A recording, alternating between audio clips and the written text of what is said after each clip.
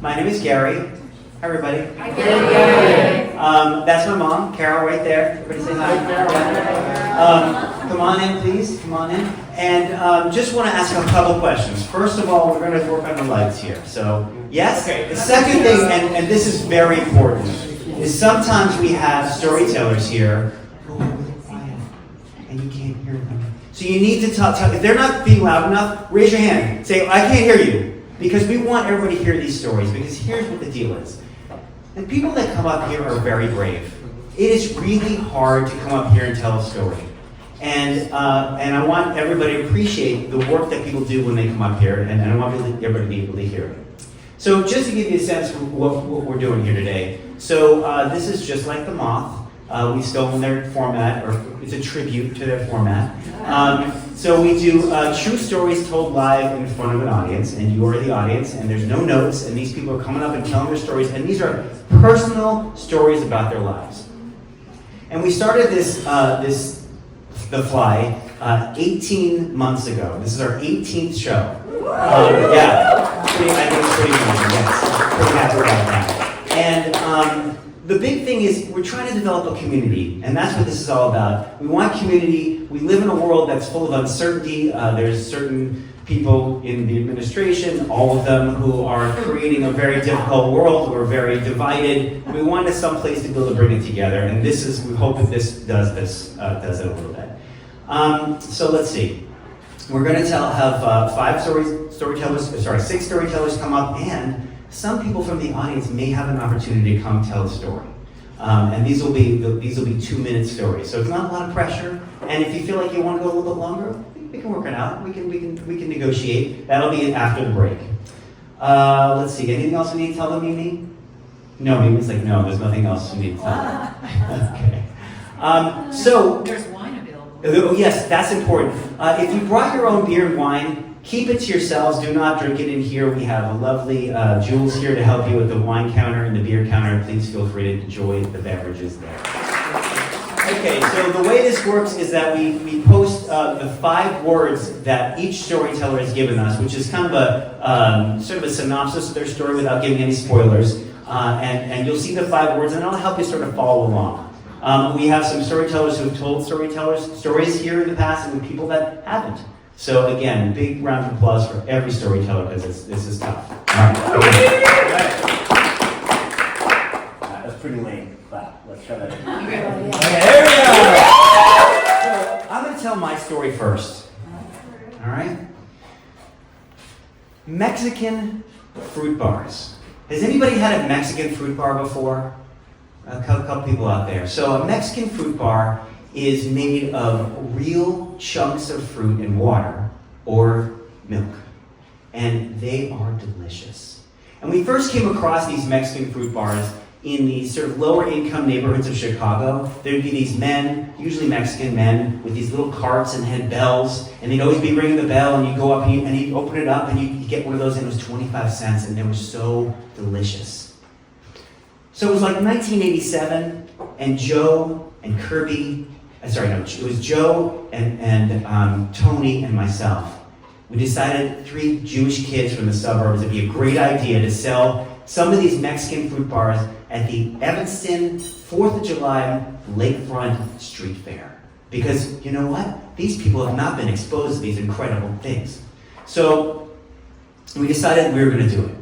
And Kirby was there. Kirby did not want to be involved because he just didn't. But he made a mistake because we made a killer. So let me just give you a sense of the cast of characters. We had Tony. Now he was sort of the brains of the outfit. He's the one who came up with the idea.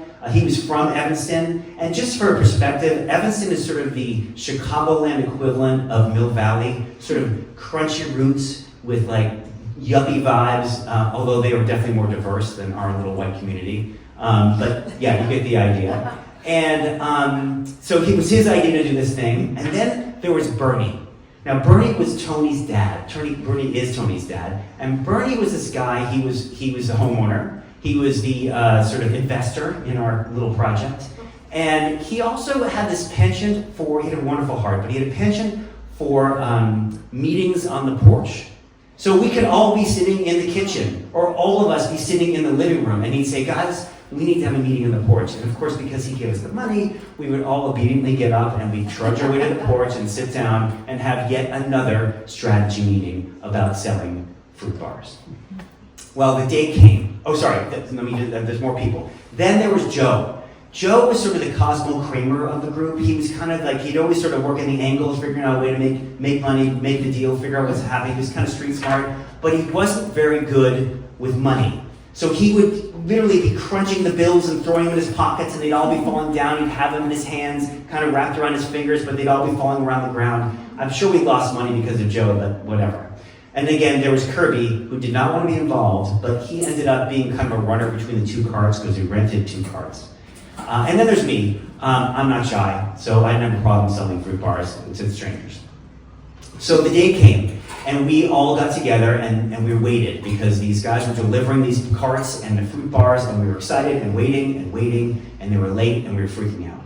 And they finally came and they pulled up in a flatbed truck and they offloaded these two carts and all these fruit bars, and there were so many of them, and we were thinking, oh my God, we're never going to sell all these fruit bars. What are we going to do? And these guys they said, well, how much are you guys selling them for? And they said they sell them for 25 cents. And we said, well, $1. And they laughed and got in the car and just sort of shook their heads as they drove away.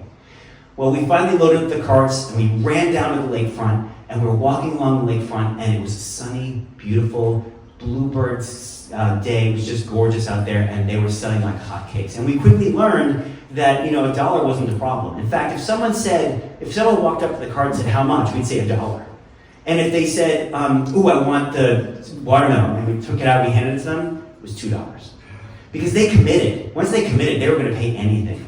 And then there was Joe. Like I said, Joe was this kid who was always working the angle, and he decided that mango was more expensive. And they'd say, well, I'd like the mango one. And he'd say, well, how much is that? $3.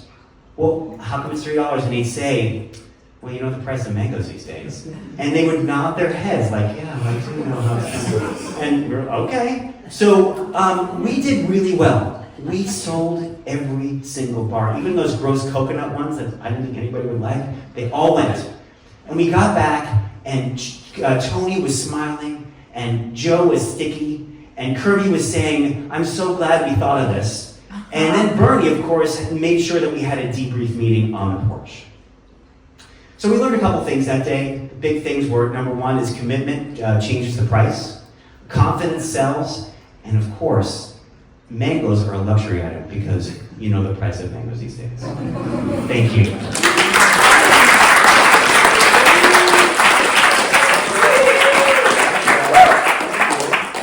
All right, and now, right off the bat, we've got John. Let's give a big hand for John, everybody.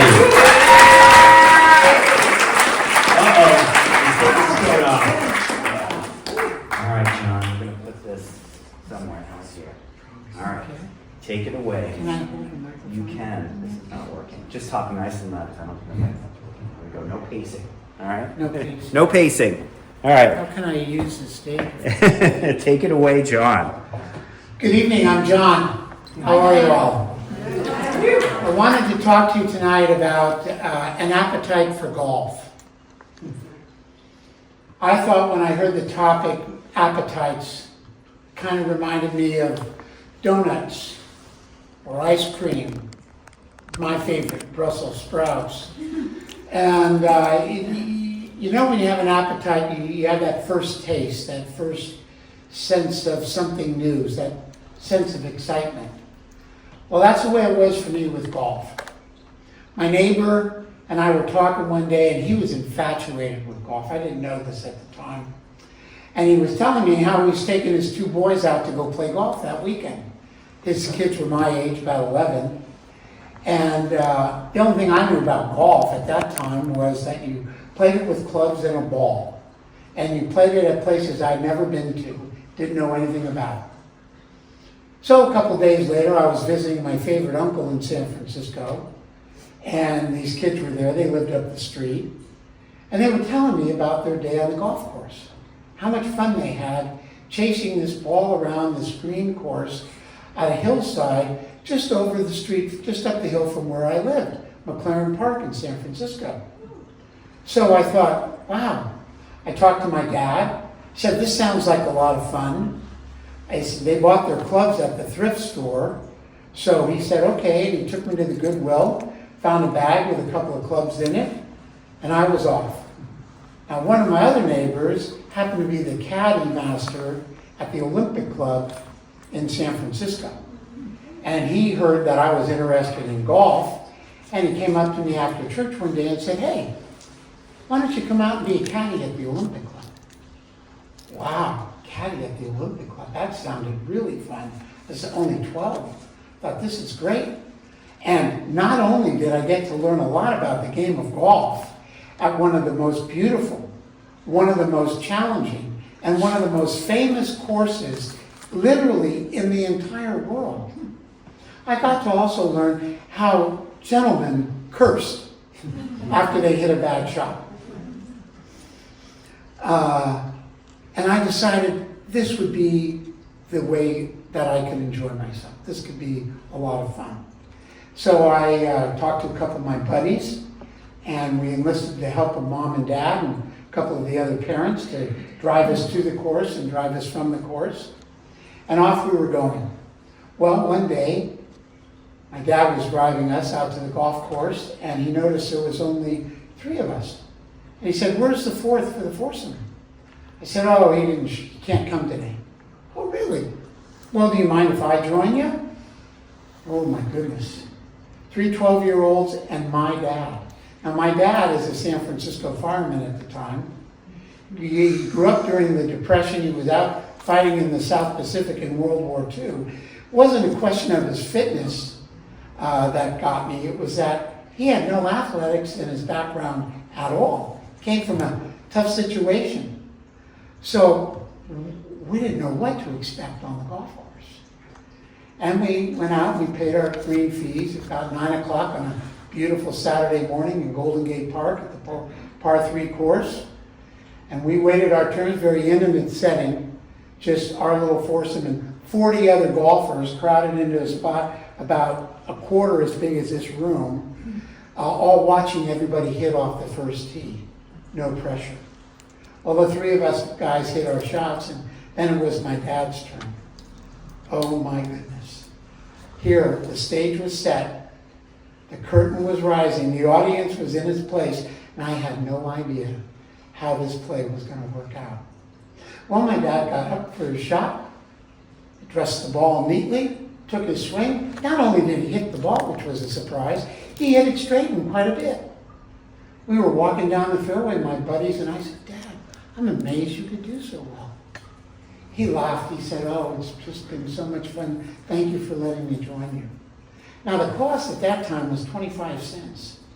In fact, when they raised the price to, or 50 cents, when they raised the price to $1, we were getting a little bit upset. My parents said, $1, it's worth it. You're getting your pause paid for. So 50 cents or $1 to play a round of golf. Well, my dad really got excited about it. Little did I didn't know at the time, at the firehouse that he worked in San Francisco, the guys there, a lot of them were golfers, and they put a driving range into the firehouse. So during slow time, they could practice.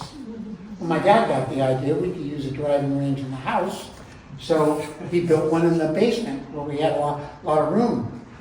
Well, my mom saw that the idea of golf was not going to be driven from my father, that the appetite for golf was there. Maybe I should say the obsession. And so she decided she would join in. She was going to be a golfer too. We had a driving range downstairs, had a place to practice. She heard our tales of woe about people that would be out in the golf course and talk too much and not swing and be ready to hit their ball. She even heard stories from some of her friends about how women foursomes were considered because the women gabbed more than they played, and they were really slow. So my mom wasn't about to be suffering from these criticisms. Instead, she learned how to hit her ball when it was her turn, how to shut her mouth up when she needed to swing, and how to not bother you if you needed to swing. She was a great partner to play with. I loved playing with my mom. And when occasionally we didn't have a foursome, we brought in somebody. It was hilarious to watch her comment when somebody needed to swing and he was yapping. She'd say, hey, What are you waiting for? That was my mom. Great person to play with. My younger brother came along. He was a few years behind me in age, and playing about a year after my mom had gotten started. He took great advantage of the garage driving range. In fact, he became a really fantastic golfer. But the main thing about it was the swing. Developed a beautiful swing, and to this day, now 40-odd years later, he's got an elegant swing that any golfer would adore. You get the little tchotchkes. I have my Harding Park golf shirt.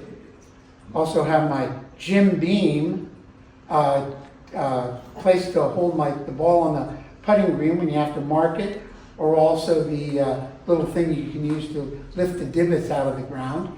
Those are some of the little tchotchkes you get.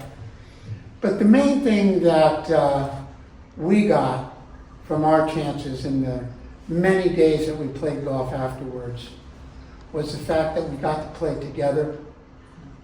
We had a great sense of enjoyment, regardless of the score that you might have shot. And I was shocked to realize, as I thought about it years later, how much I was able to purchase by the 50 cents, the $1 green fee that we had put out so many years ago.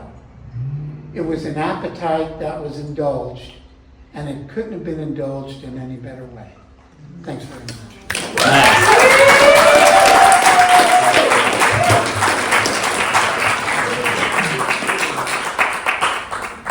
Give it up for John.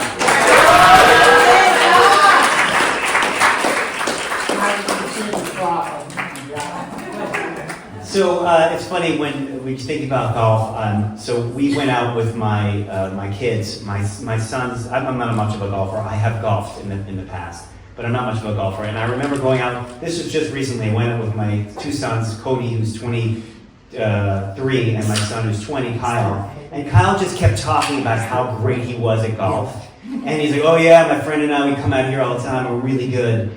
And my mom knows that's what he sounds like. You know, he's like, "Oh yeah, I'm really good." You know, and he's not.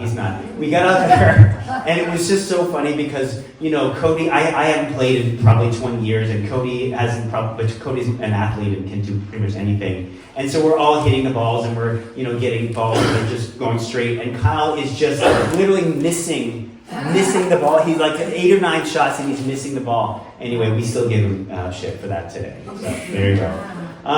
But I do want to read one thing here. This is, I like this one. We'll read more. I'm sure there's more than just 3. Some people maybe filled this out and haven't handed it in yet, but I like this one. So this is about unsatisfied appetites. Before coming here tonight, my girlfriend and I cuddled, so we had some unfinished business. That was the unsatisfied appetite. There we go. Oh yes, that's right. Sorry, this is John's photo. We can't forget that. That's you, John, right here? Yes. Here we go. 1968, January, California. Awesome. Thank you, John. Forgot about that. All right, who do we have next? It is Marianne. It's Marianne, everybody!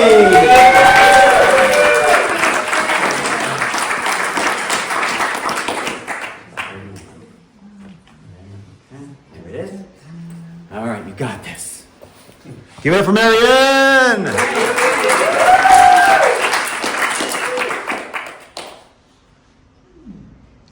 It was spring break of college, and I came home to New Jersey. And my parents said, "We're taking you and your brother to New York City tonight to have dinner with your Hungarian grandparents, Magda and Sandor." And they lived in a 1-bedroom apartment in the Murray Hill area of New York City. And they loved to crank the heat up really high because my grandmother enjoyed wearing sleeveless summer dresses even in the middle of winter. So this night was no different. It was really hot in there, unlike here right now. And she proceeded to serve us dinner that was made out of very thick noodles with cottage cheese and sour cream. And it was called tacsete adesen, which means slippery noodles in Hungarian. So this dish was supposed to be something like you would serve kids macaroni and cheese, a very friendly, satisfying yummy dish.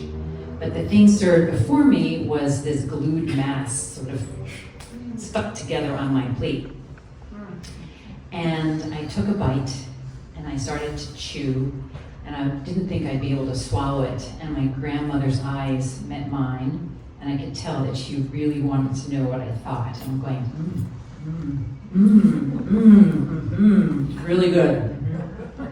And her face just beamed. And I decided I'm going to order seconds. So I did. And Magda took my plate and skipped off to the kitchen. She was so thrilled. And my mom stared at me from across the table like, have you lost your mind? But to see her so happy was really what it was all about. You see, Magda had never cooked before she came to the United States.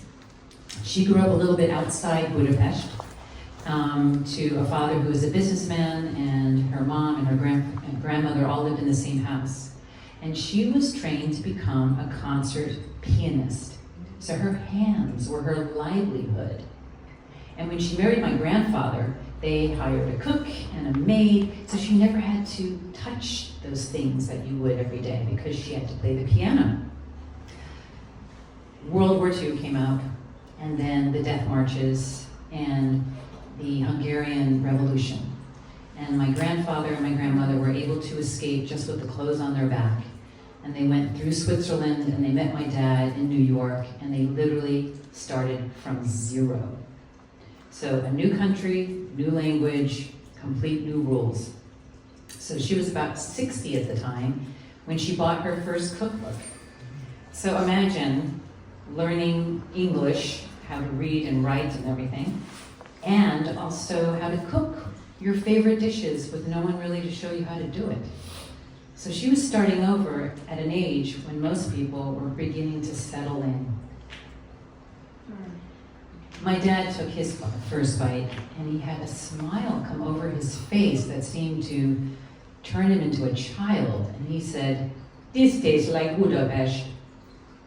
And I looked over at him, surprised, and I think something about that dish reached him in a way nothing else could. It really transported him. And then I looked at my mom, and her experience was nothing like that at all. She could barely get it down. She was gagging. And she's from Denmark, and the Danes like to have very fresh foods, colorful, light, and healthy. They had these wonderful feather-light pastries to die for, and she would make a meal that afterwards you would feel energized to go ride a bike or jump in the ice-cold ocean. But Hungarian food isn't really that way. It's a little bit slower and heavier, and real comfort food. So these noodles were then followed up with dessert, which was chestnut puree called castaña puree. I think I got that right. And out came this beige bowl of stuff that had a very tangy, dense, rich flavor with a grit to it. And my father announced that this was one of his favorite dishes. And I was surprised again because he was a chocolate guy. Anything chocolate would make him happy. But this thing with the chestnuts? I found out years later at a fancy restaurant that it's supposed to be very mousse-like, very fluffy with some whipped cream in it. Not the case of this dish. So I took this bite, and it was very thick, and I swallowed it down. And I just went, this is so good. And my grandmother just beamed. And my mother and my brother at this point really couldn't, and they just pushed it aside. And they watched me get through this entire dessert and ask again for seconds. I couldn't believe myself. And my grandmother was so thrilled. She took the serving spoon and she shoved it into this thick mass and picked it up and brought it over to my plate and whacked it a few times till it landed itself into my plate. And she was just beaming with such joy. And I realized then that there was something about this moment that was really special, and I just wanted to be there for her, just supporting her and loving her with every forkful. And she looked at me with this desire, like this desperation, that there was something that she really needed, and I was giving it to her with this joy of eating this food that she worked so hard on. Well, on the drive home, my mother was like, "How did you do that? How did you swallow that stuff? It was disgusting." I said, "I don't know, it just gave me such joy." Well, it turned out that this was the last time I ever saw my grandmother alive. And I really think somehow in my bones I knew that. So that night, I just kept eating and smiling. And by golly, it really made her so happy, because she finally was able to feel that she was the great cook that she always hoped that she would be by working so hard at something so new.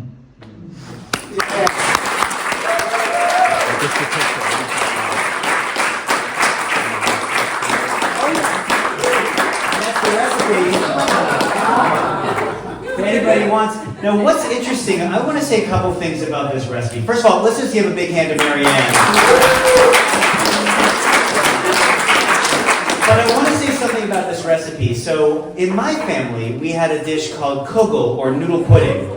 And now what I was told by Marianne is this is served cold. No, it's not cold. No? It's boiled. It's boiled. It's boiled. We serve, almost everything in this is the same thing you'd have in a kugel, if anybody's the Jews out that are here, yeah?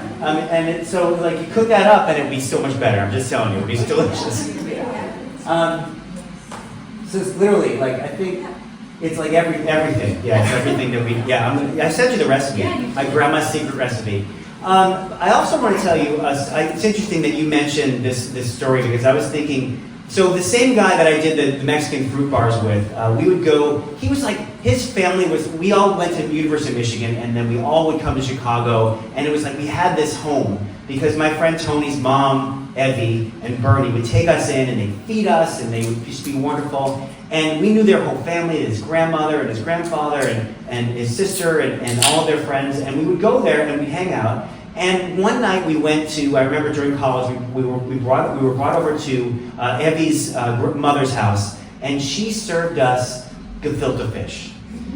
Now let me just tell you, I'm not a fish guy, okay? And then these gefilte fish, for those who don't know, is basically a cold fish ball. Take basically a meatball made of fish, and it's served cold with and it's really not pleasant. And I remember getting served this, and we loved his grandmother. She was so sweet.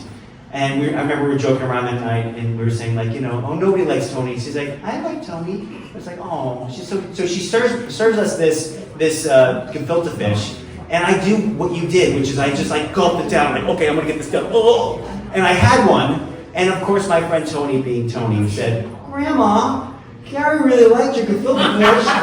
Look how fast he ate it. I probably wants another. And then she said, oh my gosh, it's so great. She gave me another two. Yeah, I still to this day cannot have gefilte fish.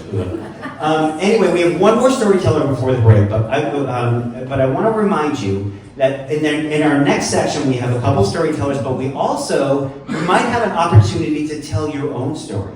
So think about a story that you want to take. Not a lot of pressure. We might just do 2 or 3 minutes. Again, if you're longer or shorter, that's fine. But think about it over the course of the break. If something comes up, let's talk, and we'll make it happen. Okay? Let's have our last storyteller. I think it might be, I don't remember. Let's see. It's Heather! Heather! Good Heather!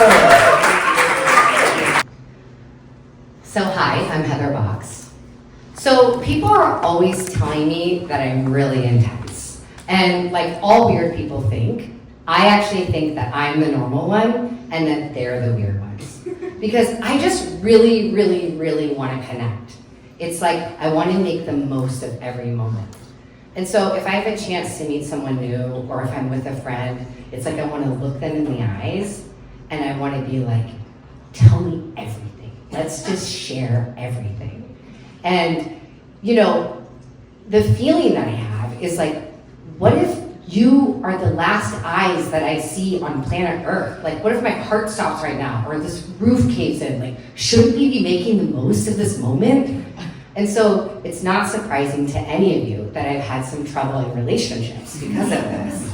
Because people just think that's too much. But to me, it feels really, really urgent. And I'm 44 now, so I've kind of like figured it out, how to not, socially, how to be a little more successful. But in my 20s, I was just kind of lost.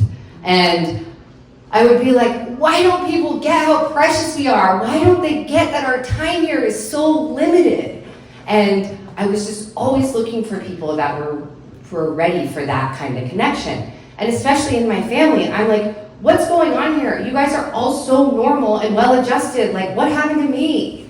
And so one night, I'm in this kind of like downward spiral melancholy vibe, and I get an email from my uncle. And the email is about my great uncle Bobby. And my great uncle Bobby is a priest in Japan. And he's been a priest in Japan since World War II. And the email says, "Hi family, I just want to let you know that Uncle Bobby is 84 years old now, and he's just been diagnosed with stomach cancer. And I just wanted to let you all know that he started treatment in Japan, and things are going well for him." And I knew Uncle Bobby, like I met him once when I was a kid and I knew of him, but I hadn't really thought about him that much. And like there was this big kind of family lore about Uncle Bobby, because Uncle Bobby fought in World War II. And when he came home from World War II, he felt so like deeply, darkly bad about the atomic bomb that he kind of had this moral injury. And so he came home, he called off his engagement, and he decided he was going to become a priest, and that he was going to move back to Japan, and he was going to serve there, helping the nation heal. And that's exactly what he did. And so I started thinking about this guy, and I'm like, wow, he sounds intense, and I probably have something to learn from him. And I would love to know him, and I start to just get this real desire to connect with him. And I'm just thinking about him all night, and I go to bed, and I wake up with like this conviction. Like, I have to go to Japan to meet this guy. And I email my dad, and I'm like, "Hi Dad, I have a really strong desire to meet Uncle Bobby. I want to know him. Like, is that weird if I go visit him?" And my dad writes right back, and he says, "No, I don't think it's weird at all. I think you should go. And I'll go with you." And I'm like, great. And so my dad writes a letter to Uncle Bobby, and he sends it to the priest's residence where my Uncle Bobby lives. And another priest writes back, like a week later, we get a letter in the mail, and it says, "Uncle Bobby would love to have you guys." And we're like, great. So 8 weeks later, we get on a plane and we go to Japan. And I'll never forget walking into Uncle Bobby's room. He's so cute. This little old man sitting on his bed. He's like quite thin and he's kind of bony, and I give him like a really big hug. I'm like, "Uncle Bobby, oh, it's so nice to meet you. Oh, actually, Uncle Bobby, I have 2 more hugs from you. One from Mom and one from my sister." And so I give him 2 more big hugs, and he's like, "Oh, I'll take as many hugs as I can get because I don't get many hugs here in Japan." And so we kind of like cuddle, and him and my dad start sharing stories, and it's amazing. And we spend several days there just sharing stories and connecting, and I start to feel like this growing understanding of my own lineage and my own family from the way that they're sharing. And something that was so important to me then is that my dad's mom, my grandma, I never met her because she died when my dad was 11 years old. And that was Uncle Bobby's sister.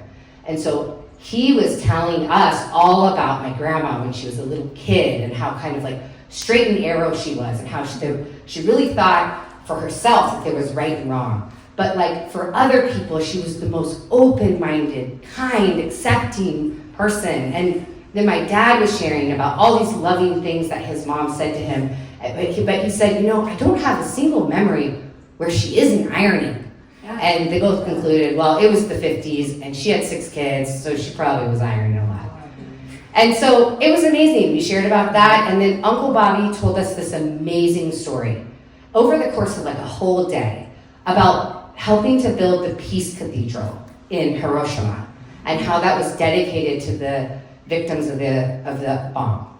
And he was a part of the founding team there, and it was funny when he was telling the story, he would say, "Oh, geez, I've been in Japan for too long. I forget how to speak English," because he kept stopping and forgetting the words.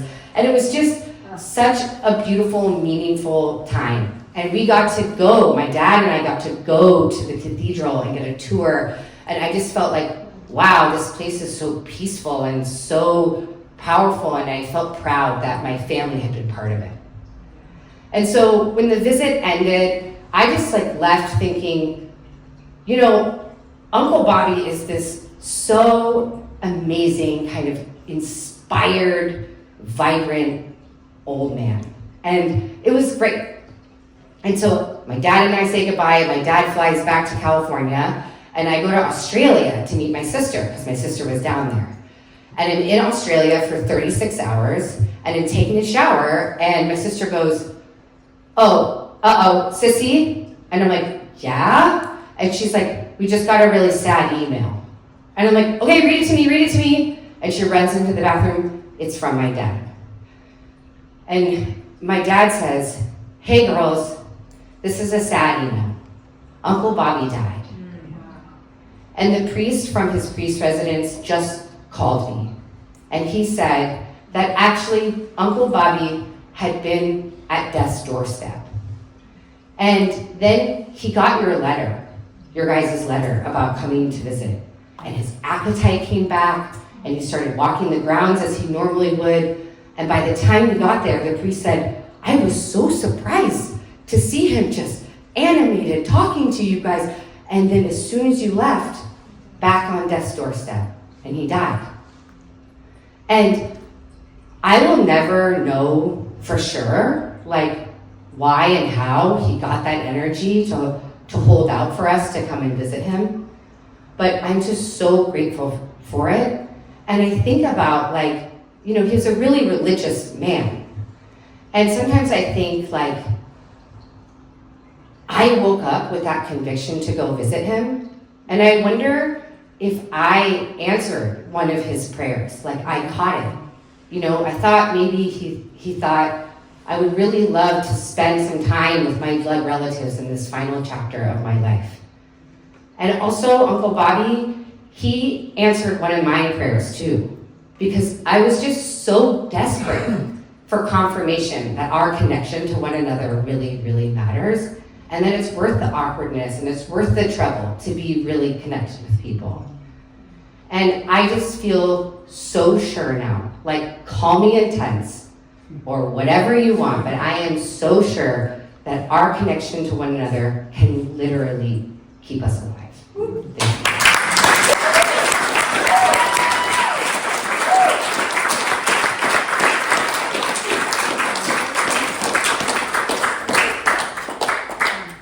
Give it up for Heather again. That's wow, that's a beautiful story. Nicely done. Really nice. Beautiful. Okay, we're going to take a little break. There's bathrooms in the corner. There's alcohol over there. And again, if anybody has any ideas, there's an opportunity for you to tell a story. So let's take a break, and we'll give about 10 minutes, and then we'll get started again. All right, it's time for our second half. So guys, we're going to have a big hand for all the first storytellers in the first half, please.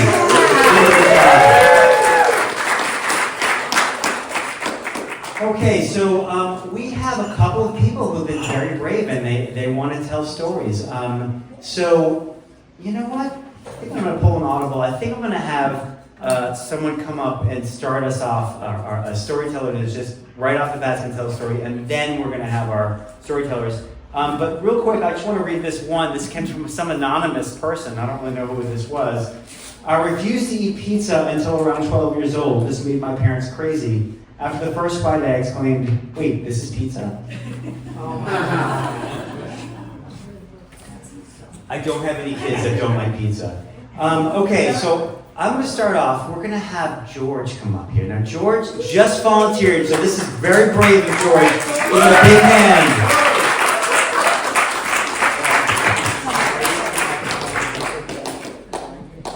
Going to speak right at the distance higher for you. Go a little higher. All right, give it up for George. Hi guys, I wasn't planning to tell a story, and I've never spoken in public, so we're taking my opportunity.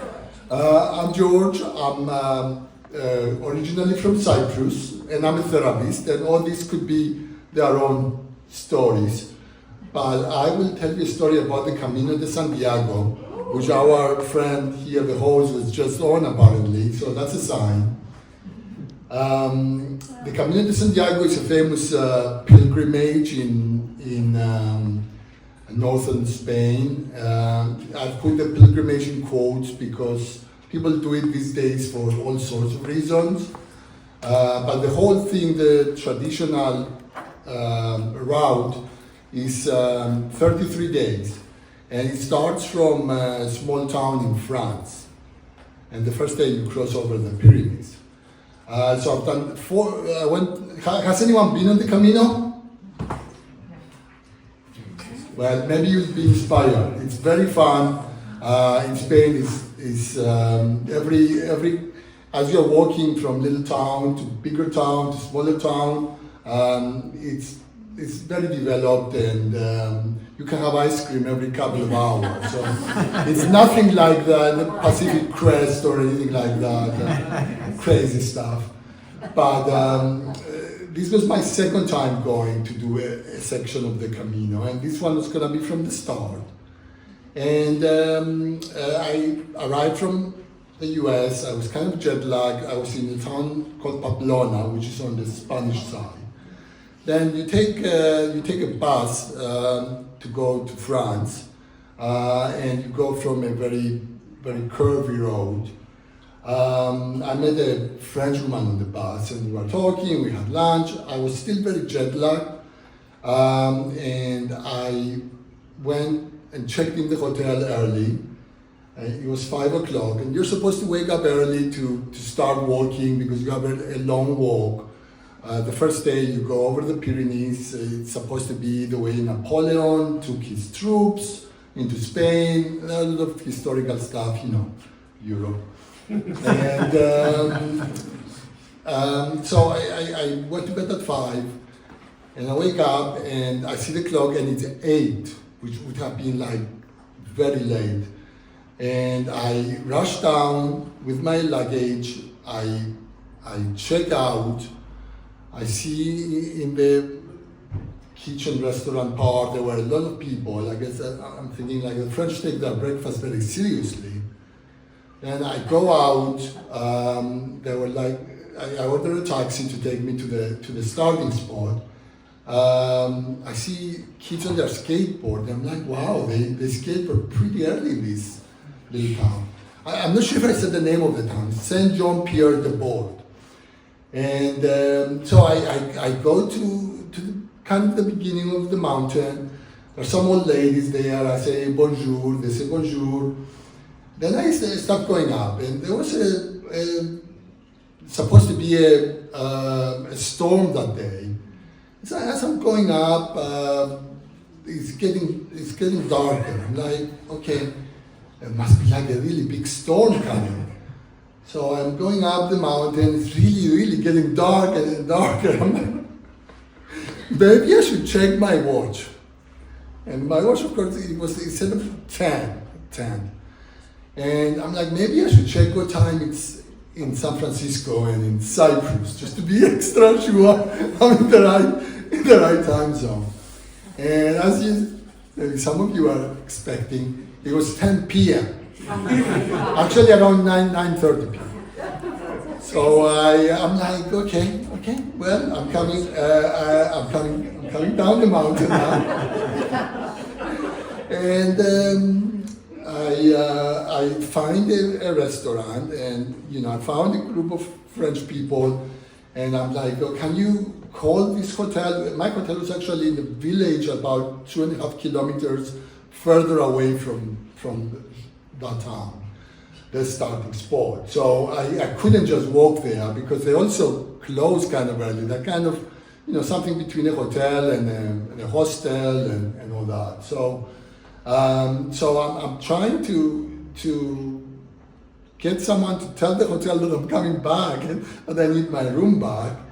Eventually, I walked into a bar that someone spoke English, and the guy said, "Oh, okay, I'm from that village. I'll take you." So he calls them that I'm coming. He takes me. As I'm arriving, the guy is putting out my card and my room card, and I check back in, and I sleep, and I wake up, and I start the Camino. And that's the moral of the story. Is check the time zone.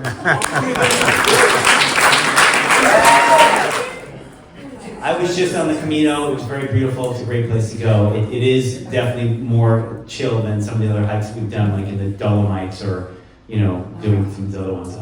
Anyway, we have our next storyteller is Dave. Let's bring him on up. Big hand for Dave.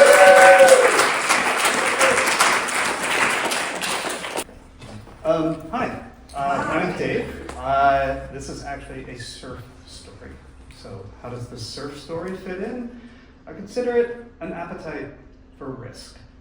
So I think in order to properly frame this story, I would like to deliver a little bit about how waves work and a little bit of surf culture. And for how waves work, my thought is, let's all go to Hawaii. So let's just come with me. We're going to go to the North Shore of Oahu, the most famous surf area in the world, and specifically there's a break there called the Bonsai Pipeline, right? So most likely, if you've ever seen a picture of a surfer in trunks at the base of this big, like barreling light blue wave with fluffy white foam and all that, it was probably Bonsai Pipeline pipe. So the wave there is so good because, it hits the reef and it breaks, as we say, from top to bottom. It makes a barrel. It doesn't just crumble along. It stands up, breaks, forms this big barrel. And the detail is that it's so good because the barrel continues along in a very clean, organized manner for a long time. The funny thing about that is that as the barrel's curling along and moving along, it's actually trapping air inside, right? And so eventually, the air doesn't have anywhere to go, the pressure builds up, and it actually blasts out the end of the barrel in a bunch of spray. So there's a bunch of water and air flowing through, so you get this blast of spray out the end. And surfers, in their infinite wisdom, have said it spits. Okay, so that is a spitting barrel. So if you ever, in surf lingo, if you talk to someone like, dude, it was like spitting barrels everywhere. That is as good as it gets. So Bonsai Pipeline is good and famous because it does that all day, every day, well, in the winter. But all the time. That's like its default condition. So now for this story, we all have to come back. We have to come back to Marin, and in fact to a spot just a couple miles away over here. On the map, it's called Rodeo Beach. Yeah. But the Army built some buildings there. They called it Fort Cronkite. So the surf spot is called Cronkite or Kron. So Kron's like the local spot for surfers here in Marin. Yeah. It's not very good. It's really not. Of course, it's not light blue and warm, right? It's cold and green, North Pacific Ocean here. But Kron has something that every surf spot everywhere in the world has, and that is the lineup, aka the pecking order. Okay, so at Kron, you can go down the beach somewhere and paddle out and do your thing, and no one's going to care. But if you want to paddle out up at the point where the waves stand up first, and they're generally a little bigger, and the rides are generally longer, if you want to paddle out there and get waves, you need to be good, right? You need to be good enough to make the drop, to ride the wave, to pay attention, to basically also, it's a competition, and there's a lot of peacock feather sort of things out there, but if you are out there and you're like, and you get scared and you don't want to go, like, people are going to paddle around you and take the waves from you. And if you are going to fall every single time, then people are going to take off in front of you and just what's called burn you. They're going to assume you're not going to make it. So this is true for every surf spot everywhere. So back at Bonsai Pipeline, like, you probably, when it's good, you probably need to be a professional surfer, and they're fighting, their competition is to get photographers to take pictures of them that go out around the world, right? So here at Cron, it's just, there's a limited number of waves, and there is a bit of competition, and it is like, I consider it kind of a little bit of a hunt to get waves in general. And that's true like everywhere you go. Every surf spot has their pecking order or their lineup. So on this particular day at Cron, I mean, it was good. Like, it was definitely like a good day for Cron. So I'm like 20 something or 30 something, I don't know. But I've been surfing Cron since I got my driver's license at age 16. So like, I have a place here. On this day and pretty much every day, I would at least recognize, if I don't know everyone, I at least recognize the other people out there. And so yeah, I'm paddling out to the point. I'm getting my place in the lineup. It kind of rotates around. And there gets a point where like this set wave comes in. So the bigger sets, like waves that are bigger, will break a little further out in deeper water. So I was in like prime position. I was in like kind of P1 here. My turn was next, and this set starts to stand up. And of course, because it's bigger, I would have loved to be like 10 yards further out into the ocean, and I wasn't. So now, like, this wave standing up, it's my turn. I need to go, right? Because part of like establishing your position, your creds in the lineup is like, you got to go even when it doesn't look good, right? Like that still counts. So this wave standing up, I'm paddling, so ideally you take off when the wave's kind of, like this, and as it stands up, you go down there. But as it gets later and later, and the wave's standing up vertically, it obviously gets very steep, and it becomes more like you are going to fall down the face of the wave. And it's just a high degree of difficulty. I've done this before, and this one is setting up that way. And so I'm paddling, I can tell, like, just, like, I'm up at the top, it's just time, you just gotta stand up and go and see what happens. And so I have to, like, I just basically jump to my feet, I let go, and by this point I am literally, like, I'm falling from the top. And this is like, it's like an 8 to 10 foot face, so, I don't know. Kind of up around Spitting or Hawaii, maybe. And it's not the biggest wave in the world, but I mean, this is really late. And so what happens is, like, I let go of the board, I'm falling down, and I'm like, this is actually looking really good. Like, I think I'm gonna pull this off. Like, everything's right, I'm balanced, I'm going, this is gonna be fine.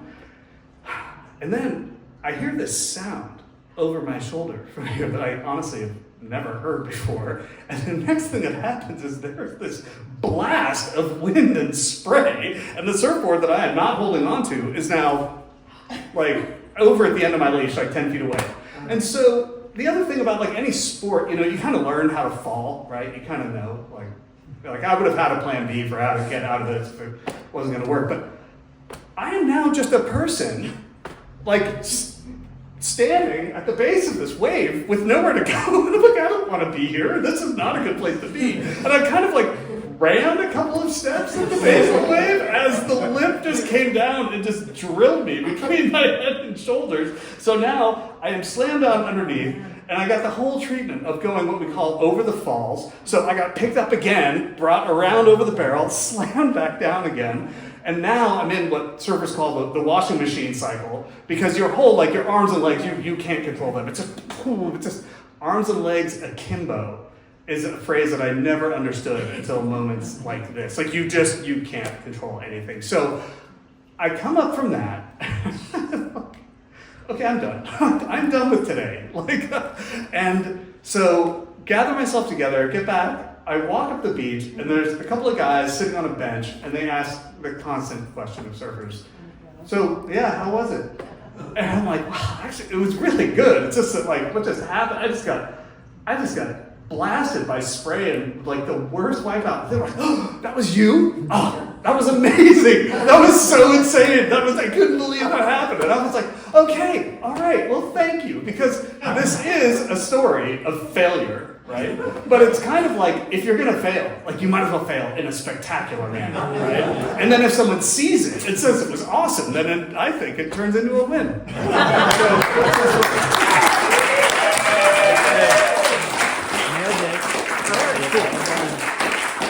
Dave!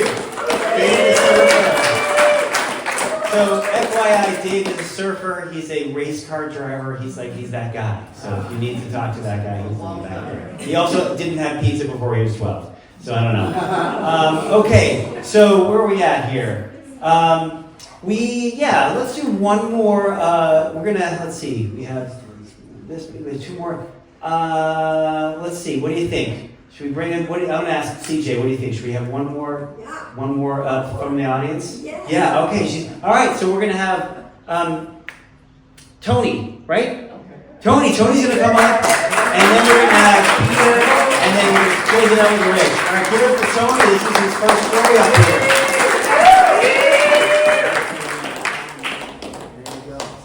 Yes, they're both the mic. Okay, very nervous here. I've never spoken before. You're going to do great. Heather inspired me. So this is a story about. This is better. This is a story about my son. So I got married at 33. My wife was 40, and she apparently thought that right away she'd be able to have a baby.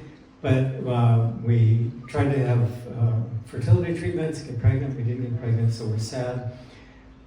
She's a nurse, an advice nurse at Kaiser, so she talks to women. She came home one day in our sort of unknown grief about not having a baby. She said, Tony, we have to talk. And so she's Filipina, and she had met this young 20-year-old Filipina girl who said she was 8 months pregnant, and her parents didn't even know that she was pregnant, and it's a Catholic family. And so the two ladies, completely illegally outside of all protocol, decided that, well, maybe we would adopt the baby. And so my wife tells me this, and I'm like, oh. And so 2 days later, we met Nikki, the mom, and most awkward dinner ever. And then my wife had me talk to a doctor, an older doctor who had adopted at 50, and gave me a pep talk and said, especially if it's a girl, it's going to be the love of your life. And so I said yes. So it was Wednesday that my wife approached me with this. On Monday, we went and had an ultrasound and said, okay, this is a girl. So we're thinking girl. We thought that there was still a month. So on Tuesday, we get a call from the doctor, and Nikki is at the hospital. She's about to give birth. So we go there. And I'm like a completely clueless guy, like reading magazines like in a sitcom from the 50s. The baby comes out, I get called in, and midwife's holding the baby, and we say, let's see her. And so a little while before this, my wife and I went to see this movie that I don't know if anybody remembers back in the 80s called The Crying Game. Yeah. And it's a fabulous movie. And the plot hinges on the main character you think is a man. I'm sorry. It's a woman. It's a man. It's a woman, and it turns out to not be a woman. And you see this, reveal. So that's what happened to us. We said, let's see her. And the midwife said, it's okay, there's something you have to see. Turns her around, and it's a complete brain collapse because of, anyway. So we have a baby, and it's a boy. And so, and then the midwife said, who's going to cut the cord? And Nikki said, let the guy do it. And so I was the guy, and people probably know this, but babies, like, umbilical cords are like PVC cord. They're like heavy plastic thing. You have to cut it with big shears. So that's how I got my son. So I know I don't have much time, but Japan. So 32 years later, my ex-wife now, has Alzheimer's, and my son was up from San Luis Obispo 2 years ago, and we moved her to a memory care place. So as he's about to leave, he says, Dad, you know, I've always wanted to climb Mount Fuji. I have this vision of doing that. So I heard that, and I texted him as on the way home. I said, let's do it. In 2 years, in July, we're going to climb Mount Fuji.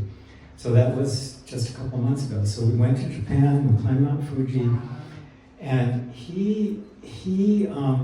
this little boy who I thought, oh, he's just a little boy, he doesn't know what he's doing, turns out to be a completely competent man. For 10 years, he's been in kitchens learning to be a chef. So he's like a boss. He's like Tony Soprano without the mafia.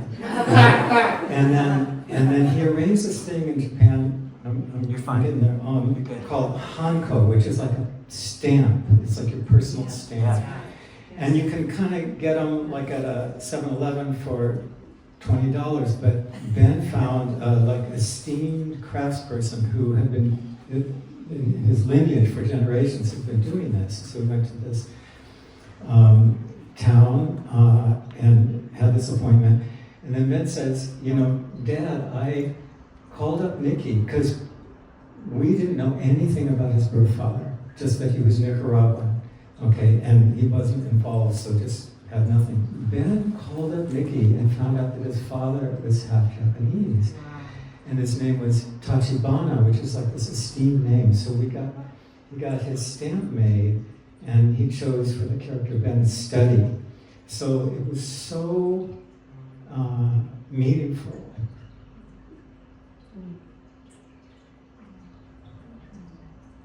Sorry. It's okay. Lack of storytelling experience. You're okay. You're good. Forget that. For me to be a part of this process where, because there's always a fear with adoption. It's like is this like a catastrophe? Does a person have a hole in their heart that they will never be able to fill? And so to see my son in his power as this young man and claiming his name in this beautiful way. So Yeah. Tony.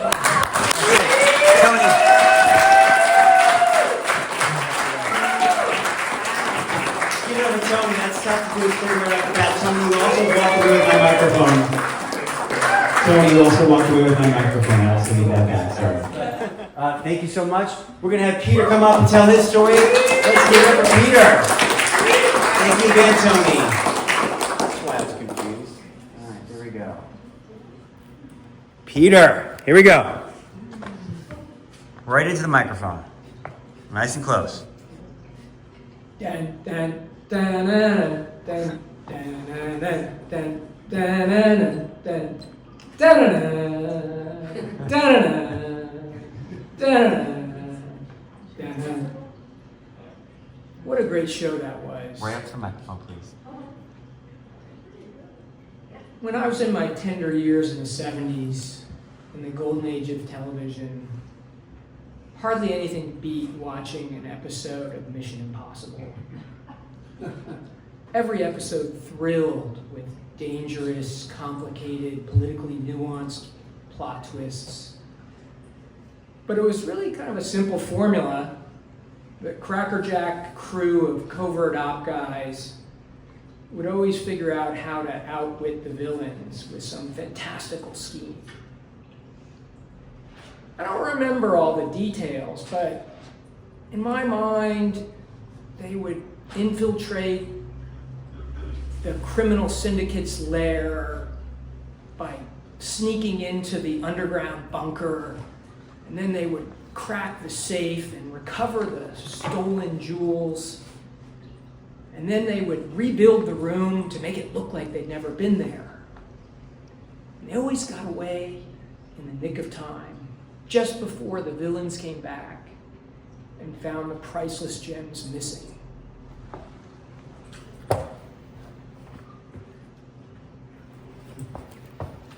It's a kind of subterfuge that you might use to hide your unpermitted home improvement project from the local building inspector.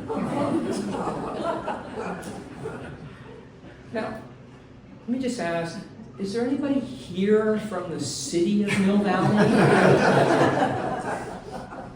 Anybody from the planning department? Okay, well, that's a relief, as long as there's no moles in the audience. The events that I'm about to describe happened many, many years ago, so they're probably beyond the statute of limitations. But let me begin by telling you that when you move into a 720 square foot cottage and you just have your second kid, sometimes you have to take desperate measures. We had 2 growing boys with growing appetites, and we needed someplace to store food.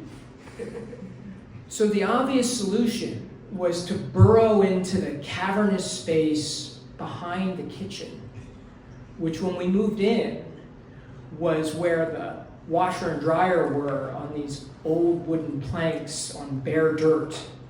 And the ceiling was barely high enough for my wife and I to go in and out of the room without bumping our heads. And we're not that tall. So we didn't want to break the law. It wasn't our intention to do this project without getting a permit. I'm not going to go into all the boring details about why we couldn't get it, but let me just say that we wanted to do everything on the up and up. So we used a real carpenter, and we used a real electrician, and we even hired a veteran licensed engineer. Because God forbid in the city of Mill Valley, you should build a retaining wall, and it's not capable of withstanding all of Cascade Canyon oozing into your pantry in a 100-year storm. The joke about this town is you can barely change a light bulb without getting a permit. Now, I realize we live in a fragile environment, and it's prone to natural disasters, and we all live close to each other. So I get it, safety matters.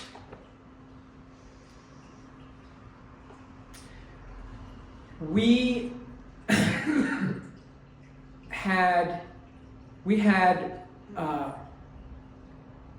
had to do this on the sly. So when you're excavating a lot of dirt from underneath your house and piling it up in your yard, even if you've got friendly neighbors, sooner or later, it's going to get discovered. So I found this guy on Craigslist who lived in San Rafael, and he was as eager to receive clean soil as I was to dispose of it. So I would fill up my borrowed pickup truck and take piles of dirt to his house at all hours. He didn't care where I put it. He probably had some unpermitted landscaping project. You know, in every episode of Mission Impossible, the good guys almost got caught. There was this one time where I borrowed a truck from Home Depot to bring home like 50 bags of concrete. And then I got the idea that I could use the truck on the return to San Rafael to take a big load of dirt. What I didn't realize was that these trucks have weight sensors. And so I'm filling the truck with dirt, filling and filling and filling. And when I hit 3,000 pounds, this alarm went off loud enough to jolt the whole neighborhood. They might have even heard it down at the planning department. But even if you manage to get away with completing your project on the sly, the thing is, in Mill Valley, you're not out of the woods yet, because when you eventually go to sell your house, they want to come inspect it. So that's the situation that confronted me in 2021 when my boys were no longer little. They were full-on teenagers, and we're still in this tiny little house, and we've been in COVID lockdown for months, and we're all driving each other crazy. So it was time to move. So I'm thinking, how am I going to explain this to the inspector? Like this room that didn't exist when we moved in. The architectural plans on file at City Hall don't show this space, which is now not a dirt cave anymore. It's a full-on regular room with a 7-foot tall ceiling to code, and white walls and shelves and a tile floor and recessed lighting. So enter my contractor, Phil. You don't have to say his last name to protect the innocent. But Phil's been around the block. Phil has done some missions for people in the community in all kinds of sticky situations.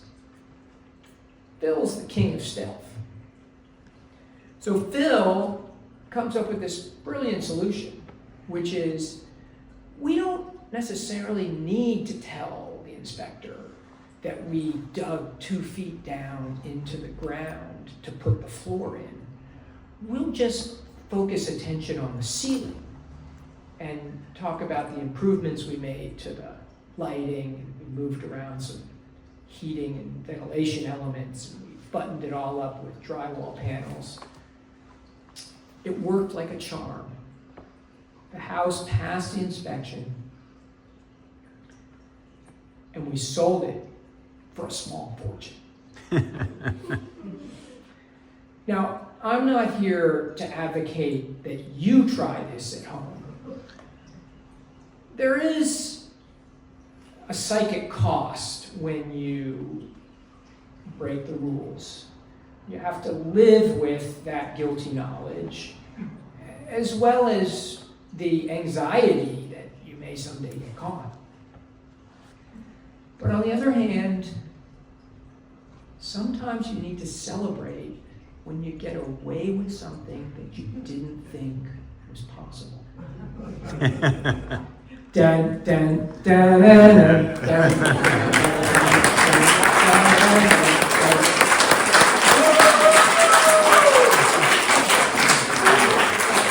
That's weird. All right.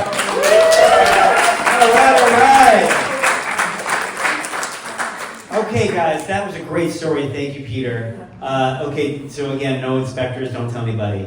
We're going to do our last story tonight. You guys have been great. We have, I miscounted. I thought I only had 6 storytellers, and I had 7, so now we had 9, but it's all good. We're going to do one more, and this is Rich. It's a great story. That's where we had him last.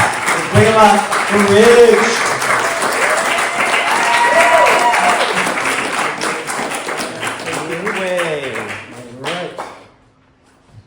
Cheated on the words. There's lots of doubles up there. There we go. I'm just going to try to hoist this. This one here. This one. Okay, thank you. Yes. All right. So last month was Halloween, and there were a lot of articles floating around citing different studies about humans having a natural appetite for fear, how there's therapeutic value to being scared. And this story is about that appetite, leading to a practical joke that went a little sideways. So it begins back in 1982. I was a freshman at a university down in the South Bay. And for a little bit of background, contrary to what you're about to hear, I was actually a very good little kid. And I was an altar boy, and I was a Cub Scout, and I had my community service pin and my good citizenship pin.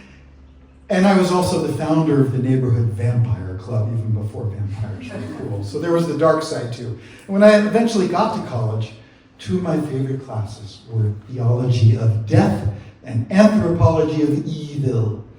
And while I was there that first year, I made 2 really good friends, Omar and Ted, and they were roommates. And Omar was this handsome fellow from the United Arab Emirates. And he loved Drakkar Noir cologne. He was drenched in it. And the music of Duran Duran. And Ted was very sweet. He reminded me of Richard Simmons. He was from Hawaii. He was cheerful. He loved to exercise, wore little short shorts all the time. I kept asking him if he was gay, and he just kept saying, I'm asexual, I'm asexual. But Ted and I shared an appetite for all things spooky.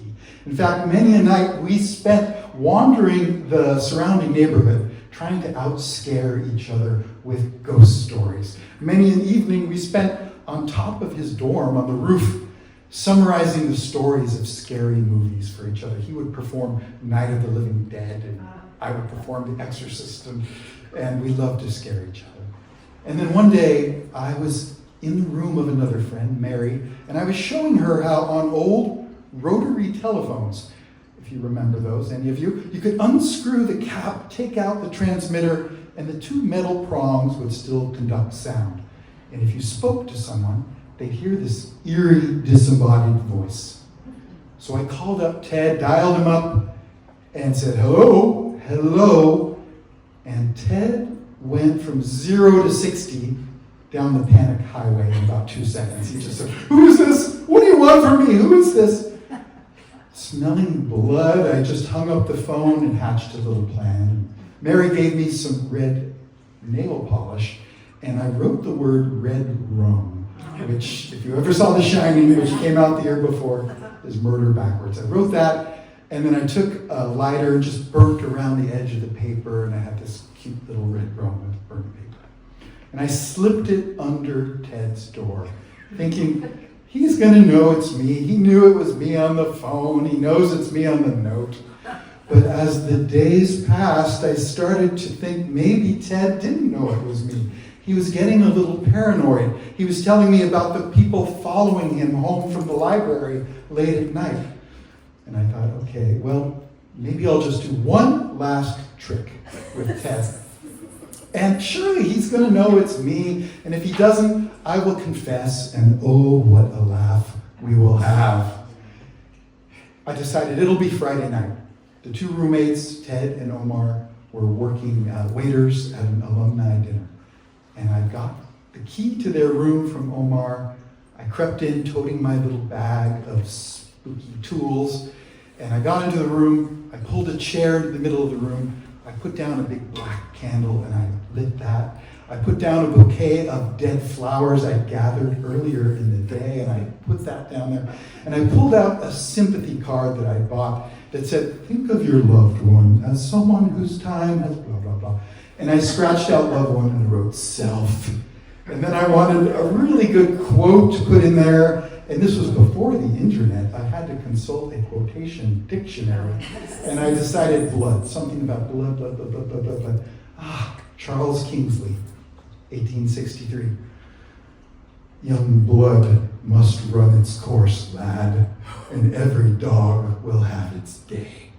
So I scrawled that at the bottom of the card, and what do you know? It also happened to be Friday the 13th, so I got right. Happy Friday the 13th, Ted, at the bottom of the card. So I stood back, looked at my spooky installation. The black candle was glowing. There were the flowers. There was menacing card nestled there.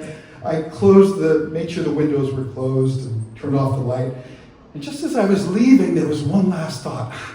I took 10 pieces of Scotch tape and put them over the light switch. My vision was Ted would come in, be horrified, go to turn on the light. He would not be able to do so, and the terror would swell exponentially. That was my vision. So I did all that. I closed the door. I walked to go bring Omar back his key, and I was pretty proud of what I created. But there was a nagging thought, he's going to know it's me, right? He knows it's me. Well, if he doesn't, I'll just confess right away, and oh, what a laugh we will have. But when I got to the alumni event, there was Omar, and there was a very grave look on his face. And he looked at me and he said, Rich, what did you do? Did you know that Ted's parents just withdrew him from the university? There's a bodyguard flying out from Hawaii who's going to take him on the plane and escort him back home. And did you know that Ted was kidnapped as a child? And I thought, no, I did not know that. And to be fair, it was really kidnapping light. The family had a lot of money. One of the relatives was disgruntled, took Ted, maximum 2 hours, returned him. Hardly kidnapping at all. Anyway, but I knew I needed to confess right there. So I said, where is he? I'll tell him I did this. And Omar said, I thought you would have seen him. I thought you would have passed him. He's on his way back to the room. Through the courtyard, I ran into the dorm, onto the elevator, up to the 4th floor. The doors open to a blur of blue uniformed security people. There were the campus police. There were the local police. Everybody was milling around. I shuffled over, put my head in to look into Ted's room. There were flash bulbs popping as they were taking pictures of my installation. I was a model on the runway. And there were people scrawling notes, taking statements. And I could tell by Ted's face that he didn't know it was me. Yeah. He said, officer, it's okay. That's my friend Rich. And I knew this is my chance to confess. And all I could see was myself in handcuffs and being expelled from school, and I slunk in shame away.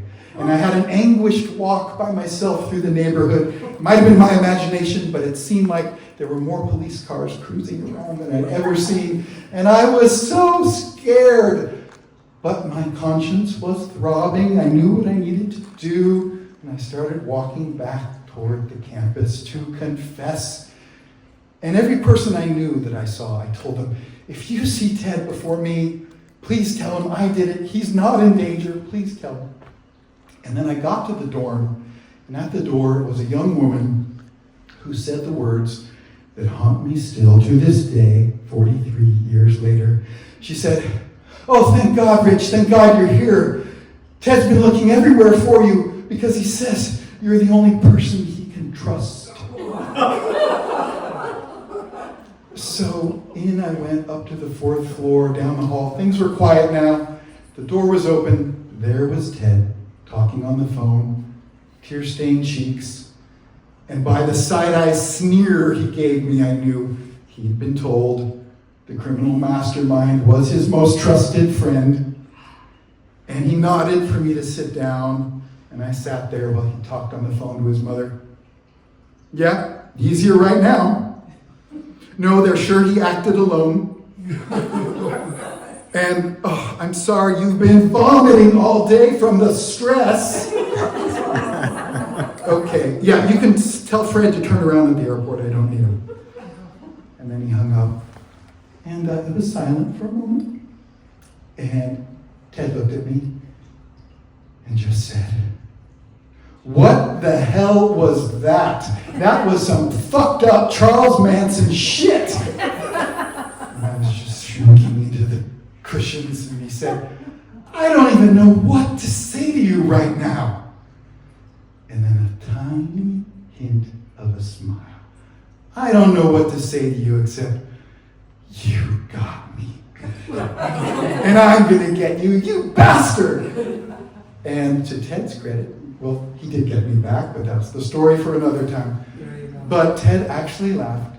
Ted forgave me, and Ted agreed not to tell the authorities who had done all of that. So Gary asked if I had any photos of that event. I do not have any photos, but the San Jose Police Department does have photos somewhere in a dusty file of unsolved crimes.